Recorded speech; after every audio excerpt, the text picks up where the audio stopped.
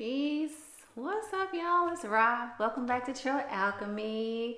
For those that are new to the channel, welcome. Trill Alchemy is a space that's all about helping you and I with our individual and collective ascension journeys. So the way I do that is through light language transmissions, healings, readings, whatever channelings, whatever comes through.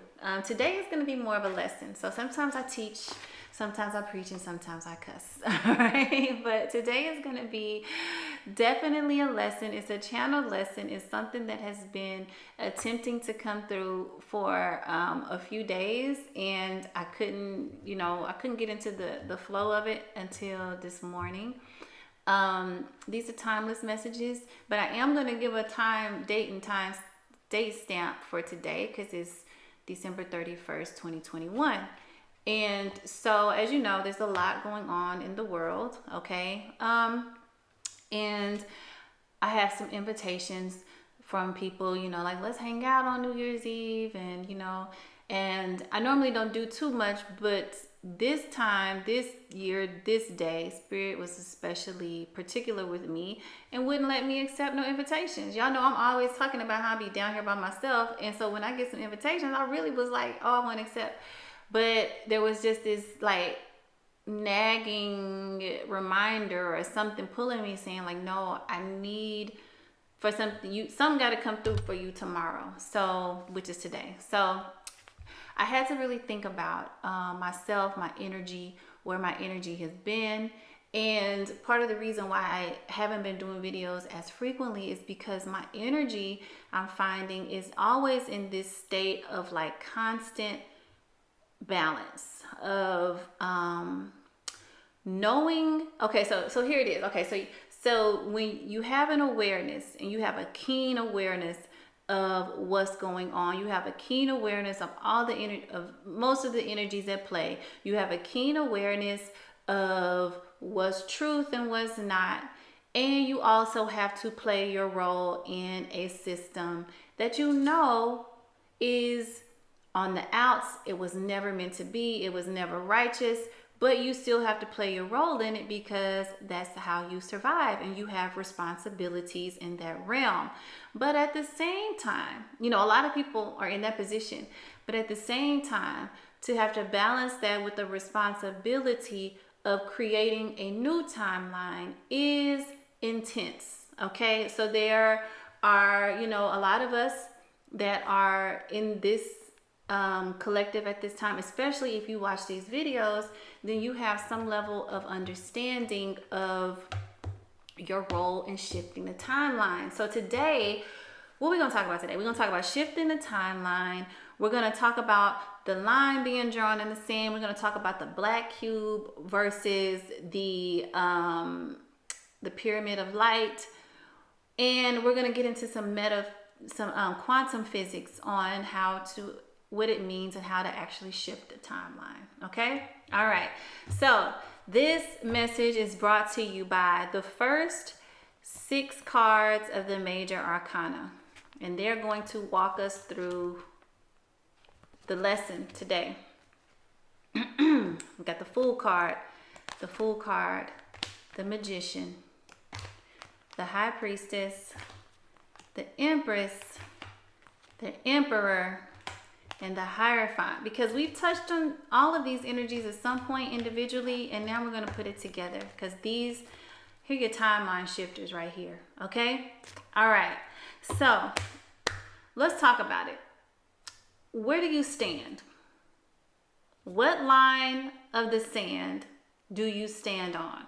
Okay? And I don't even like to say line in the sand because a line in the sand can get blown away pretty quickly, but there is a very firmly drawn line in eternity, and you need to understand what side you stand on. Okay, so we're gonna go to, y'all know, my good book, The Keys of Enoch, first, and we're gonna talk about what the black box is versus the pyramid of light. Okay, so not the black box, the black cube, excuse me, y'all. It says, as priests of light, we are required to offer up a whole section of light into a whole other section of light, through which our transfiguration will be regenerated.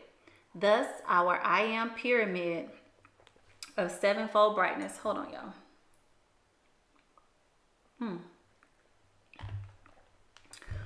Getting choked up. Our I am pyramid of sevenfold brightness is offered unto the I am pyramid of 144,000 masters, which is the making of Ehyeh Asher Ehyeh I am that I am. Okay, so this is a pyramid of light that we as priests of light are required to offer up a section of light to contribute to its growth and transformation from our I am sevenfold pyramid into a bigger synergistic, whatever word you want to use, combination of I am pyramids of 144,000 masters. Okay, and what that really represents is the chakras. Okay, so the chakras have petals. The first root chakra has 7 petals, and then they continue to grow exponentially, and the crown has like 144 petals. Okay, all right, but let's get into it. Now, on the other hand, contradictory energy, because for this there is always that. The black cube geometries of destruction must not be offered up as our consolation. For virility, it would be our desolation. The righteous must clearly see the spiritual dialect taking place. Dialect, communication, language. This is going to be important later. Taking place between those who choose the pyramid of light as the touchstone for evolution, as opposed to those who choose the black cube, which contains the codes for containment of the flesh. So it keeps you in a fleshly nature. It keeps you in a lower nature, one that is bound to this realm of the flesh. A retrogressive evolution within 3D form, and the annihilation of the hope for spiritual liberation. So the black cube is responsible for keeping you grounded to this realm, okay, in a retrogressive evolution of 3D form, okay? So to continue, we think that we're evolving, but as long as we stay in the 3-dimensional form, we are continuing to regress, okay? And its most potent contribution to evolution, de-evolution, is the annihilation of the hope for spiritual liberation. Where is God? Ain't no God according to the black cube. That's what it wants you to believe, okay? That there is no hope of ever being spiritually liberated, which is our inherent divine nature, okay?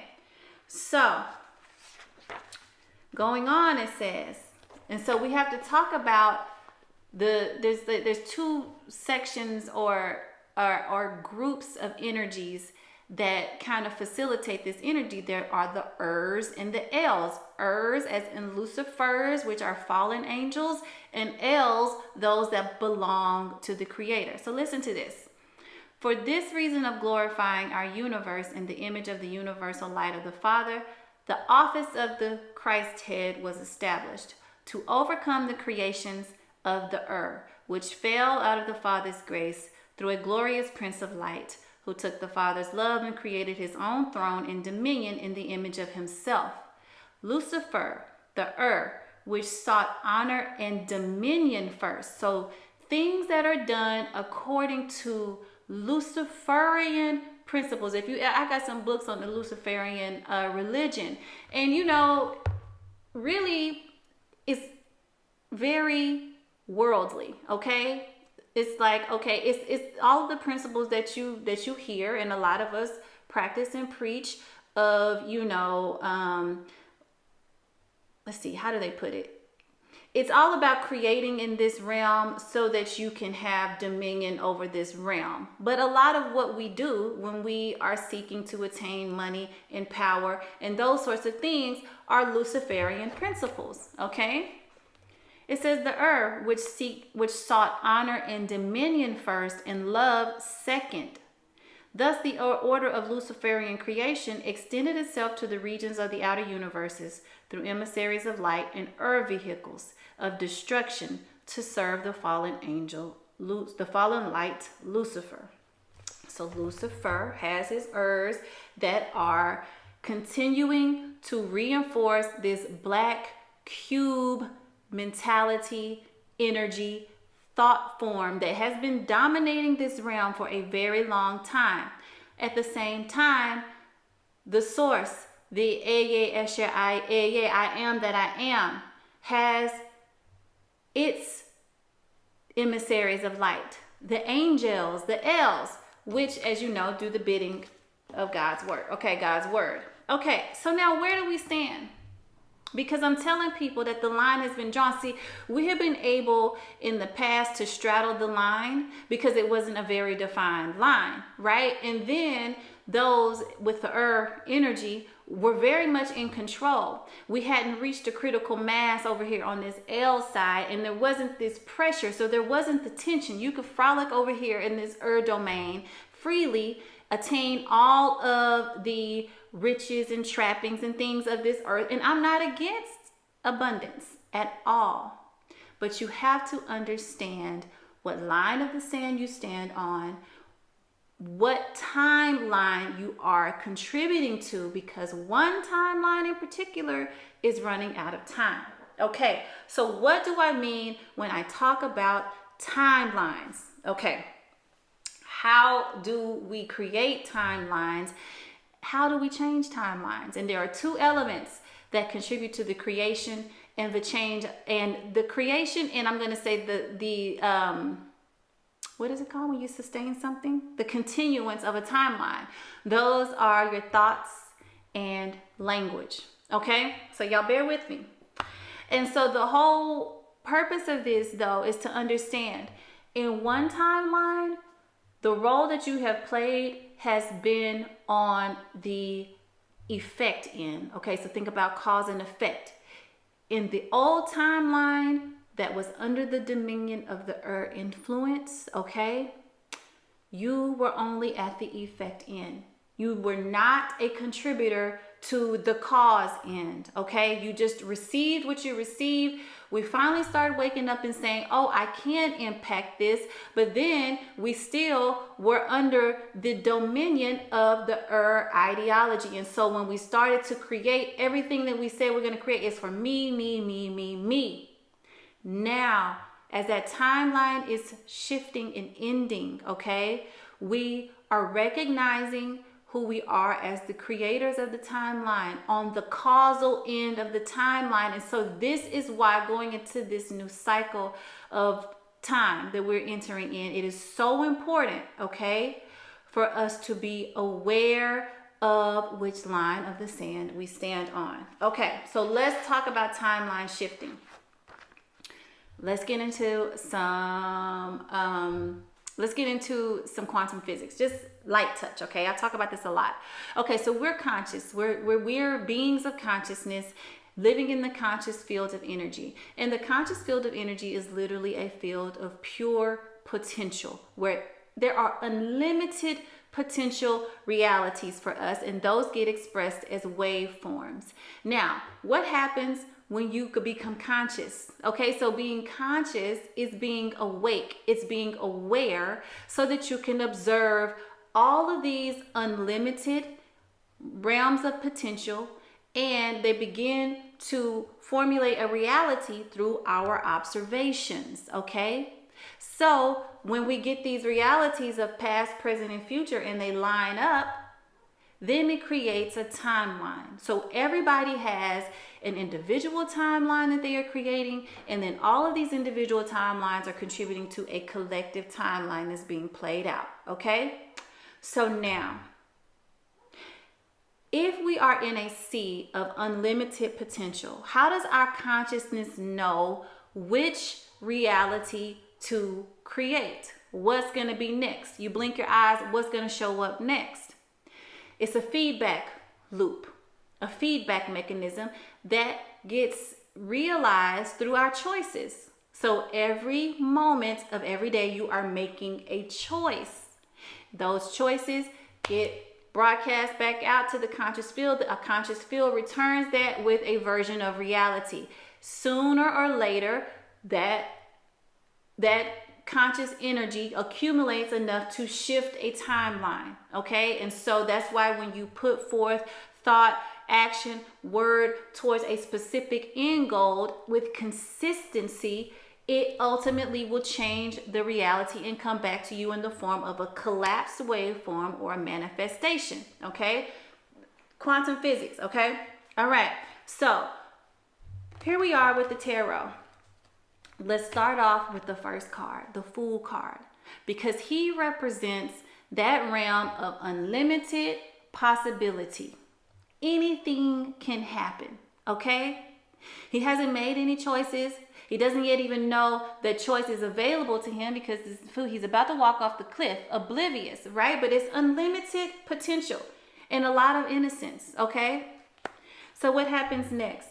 We begin to make choices, and those possibilities start to narrow down into potentials. Okay, so now you have a potential of this happening based on those choices, a lower potential of this happening, a lower potential of this happening. You know, if you choose to sleep in every day till 3 p.m., then you have a lowest potential of catching breakfast at McDonald's before 10:30.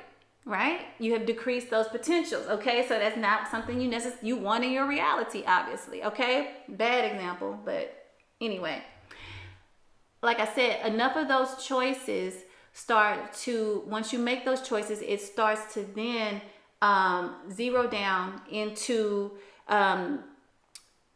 potentials falling off, and that becomes an actuality or an actual manifestation. Okay, so here you are, your future self in this realm of all these potentials.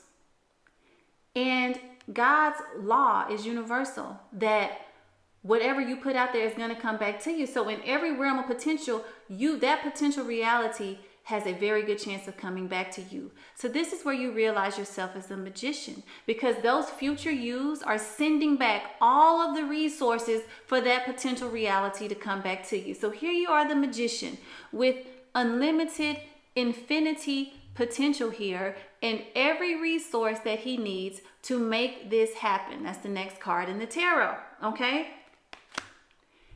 all right, so then what happens? Your choices again are still activating these future versions of you. So now this is how you can see your thoughts are creating these timelines. So now you understand that every you in the future is created by the choices you're making right now. Okay, so now let's take ourselves out of this personal sphere of reality and put ourselves back into the collective. All right, because we've got all these potential timelines. Okay, and ultimately, wouldn't we all like to access the one of joy, of abundance, of peace on earth, of never having to work again, of balance, of fairness, of Garden of Eden type ideals? Okay, love, ultimate love. Isn't that what we're all here for? So now, as you stand as the magician, understanding your power to create a timeline for yourself that is ultimately contributing to the collective timeline, you have to decide, are my intentions and thoughts and language, we're going to talk about language contributing to the ideas of the L that we talked about, or the And you can see how the tools of the are used to influence the collective conscious, because if you have a collective consciousness that is always making choices based out of fear, based out of lack, it ain't gonna be no food in the grocery store, based out of you need to hurry up and get a vaccine, people is dying, based out of the world is suffering, based out of we're gonna start a war over here. If you have a consciousness that is being bombarded with information so that every choice that they make is based off of this reality that they're seeing. This is what their feedback loop is resonating off of. How will you ever shift a collective timeline to that of the L?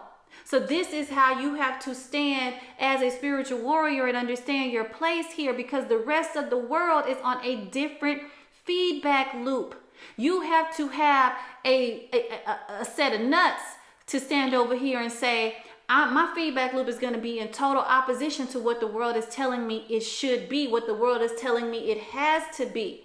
I'm standing on the principles of righteousness that are in me. So this is why it's important. Okay, so this is where the light language come in, y'all, because the light language is what keeps you in tune with that inherent word of knowing of the Creator. Okay, so bear with me. I'm going to go back into this. Okay, so you stand here as a spiritual sovereign magician with the ability to create in either world. Okay, and let's talk about this seventh key of Enoch. Okay, because this is where it talks about the language. All right, it says this key of Enoch, key 7 of paradise sun universes, is speaking of the luminaries who work on the 7th ray, bringing the codes of how to use and create life through divine letters. This transfer of language is acquired when the mind can operate on a 7th energy level, where the host of light, the Adonai Sabaoth, comes to commune with man on the Sabbath day. Learn something. Okay, listen. This is not the Sabbath light that we find historicized in religious mythology. It is not the Sabbath day of a 24-hour cycle as computed by mathematics. So it's not the 7th day of the week. Remember the 6th day of the week, whatever. Remember the Sabbath and keep it holy that people have based entire religions on. Listen to what the Sabbath actually is.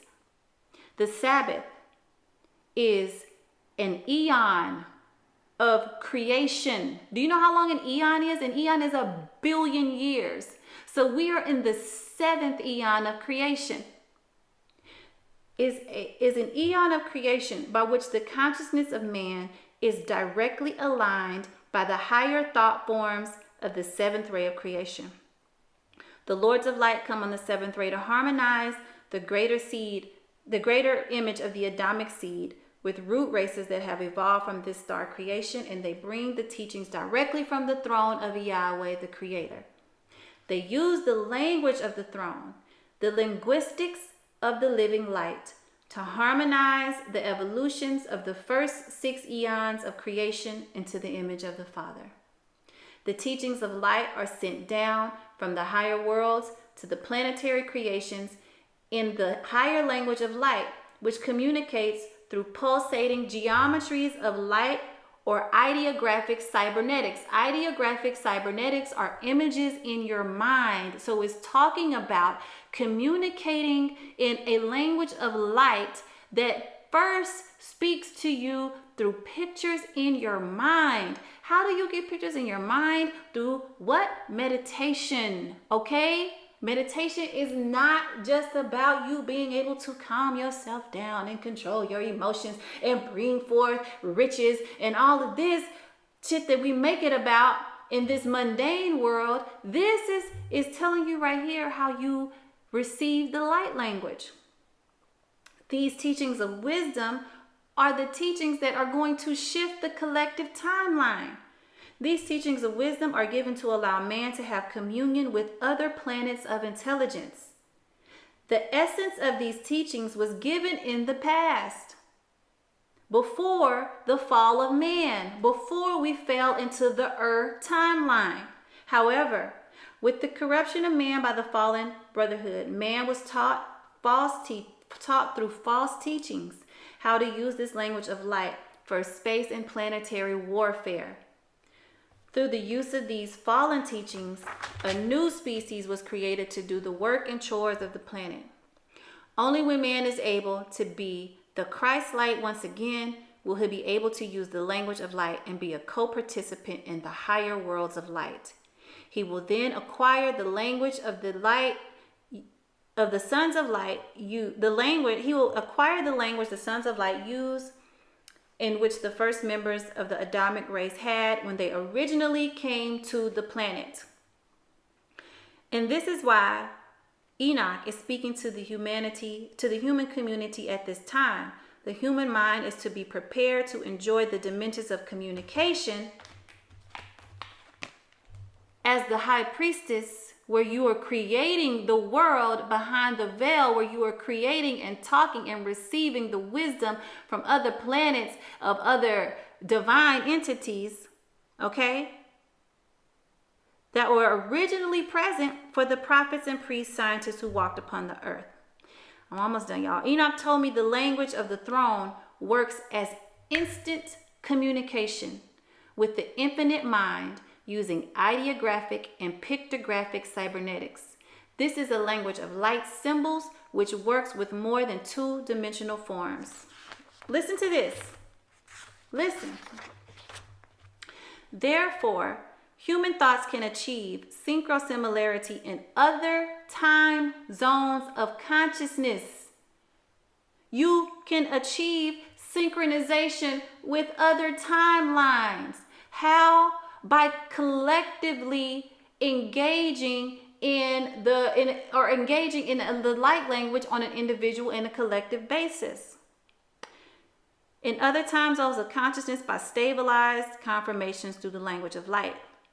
This divine language is also the inductive linkage to the still small voice within the body, which advises you on real day-to-day decisions in the world, so that your consciousness will not err in executing the Father's will. So here I am, okay,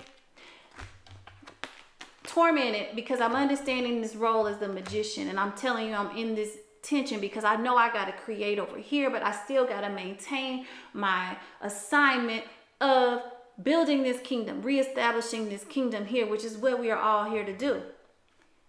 Now, what it says, this divine language, if you seek this divine language, not only will it be the wisdom that'll help you transform to another timeline, but it is the small voice that will be your feedback mechanism for your choices that you make, so you don't have to worry about how to navigate in this realm.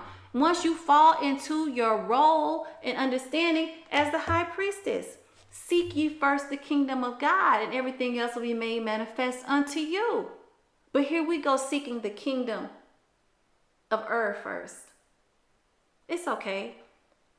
Listen, human sub-language, what we speak in now.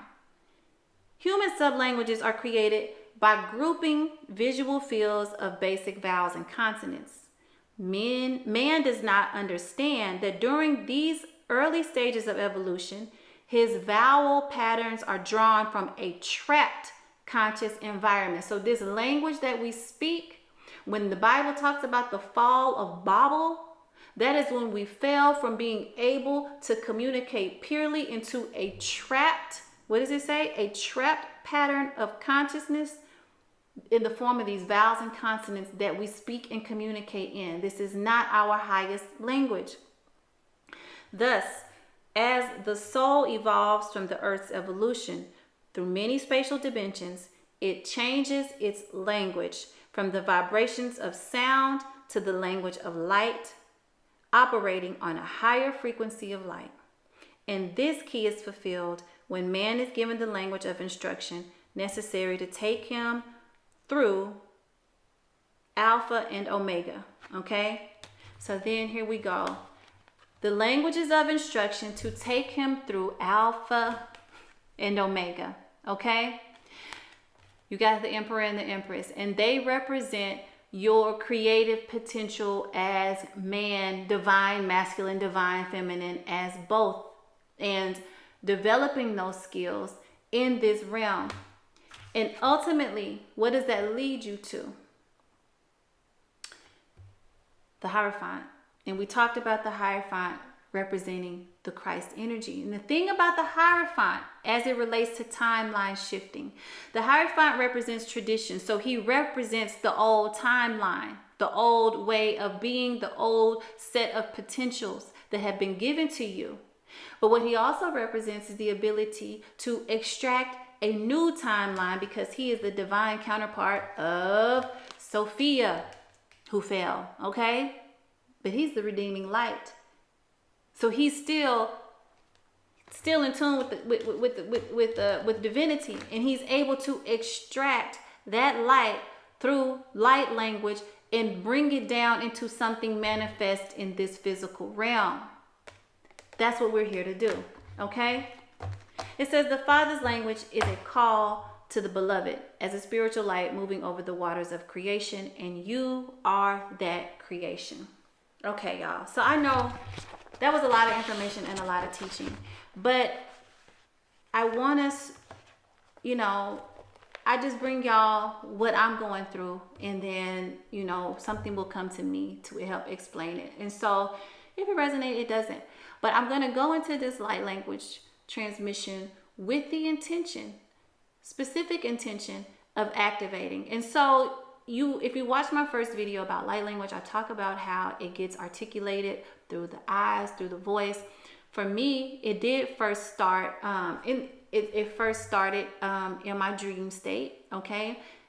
Started in meditation. And in this book, it talks about dream state, but that really talks about being in the theta brainwave state, okay? In a meditative state. So that's how I used to have to prepare myself once it got activated. And now it just flows, but there's a level of translation. So imagine I'm taking these downloads of energy, it's coming through as a pure expression of sound, and then I have to condense it into some words in this entrapped consciousness, okay? So we're gonna just let it flow. And I ask that you make room in your heart, that you make room in your crown, in your third eye, in your throat, and in your heart to receive the channeling all the way down, okay? I'm gonna invite spirit in now.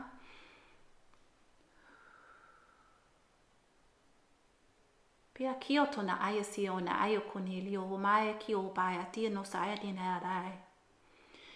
Hukata sana leo mayo umia kito na ayo no ayo ai kito sana yo shisikata na ayo koni ai tino tataroya ai kito seti.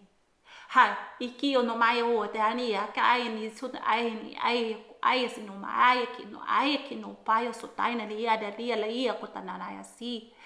Ho ye kito ni no tanda ya na ko mai si kotana ni la yo ko mataina no na yo ko na ri kotana ni sana ai ko na mai ko setana la ya kito na yo sotini la ki. Ai. Haya kio no sadana mai o kote na lia sia no katana la he ko pai no pai kia tai no mai tia. Yoko sada lai. Hai. Yoko sena bio ko na la ko.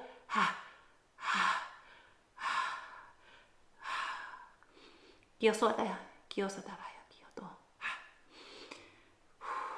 They were very intent on me not trying to translate through that, because they know the tendency of the mind to want to know what is being said, and they want you to understand how much more you can receive when you relax that tendency and just allow yourself to receive the purity and the potency of what is being delivered through the light.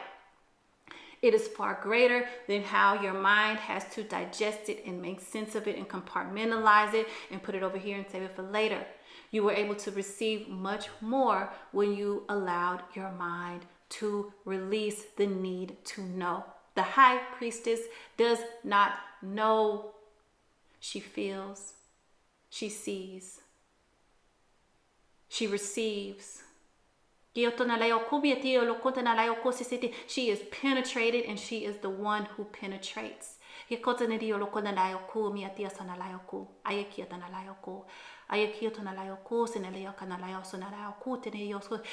we want to let you know that there is a tremendous reward for aligning yourself with the timeline of the L.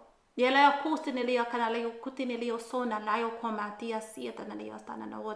would have you to believe that the L is not winning. God always wins. Siniokunalaya satanalai. Yako. Yako.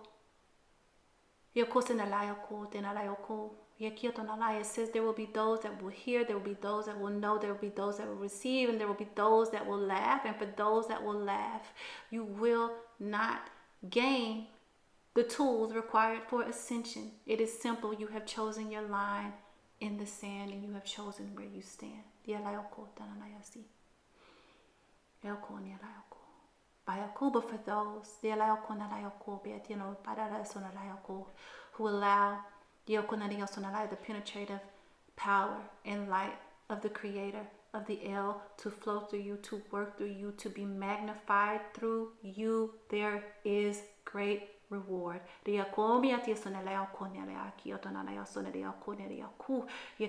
in the first instance and taste you will have of that is the peace.